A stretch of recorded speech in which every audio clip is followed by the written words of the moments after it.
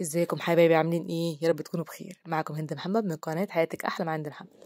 الحمد لله والصلاة والسلام على اشرف خلق الله. اللهم صل وسلم وبارك على سيدنا محمد عدد ما ذكره الذاكرون وغفل عنه الغافلون.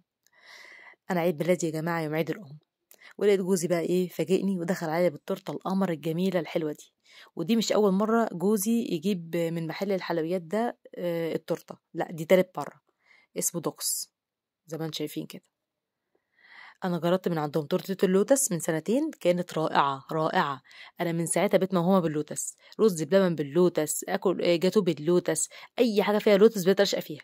بقيت اللوتس ده مولعه بيه زي ما بيقولوا. والسنه اللي فاتت جاب لي تورته بالنوتيلا وقطع الفاكهه، كانت برضه حلوه.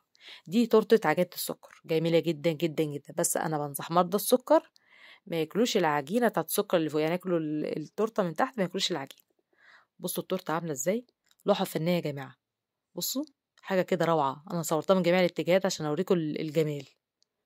بصوا، أنا من كتر جمالها كنت عمالة أتصور جنبها عاملة زي المساحة النعمة، من كتر ما هي حلوة حتى كنت مستخسرة أقطعها. عارفين بقى كده بقطعها كده قلبي بيتقطع كده من كتر ما هي حلوة، مش عايز حاجة حلوة مش عايز أقطعها.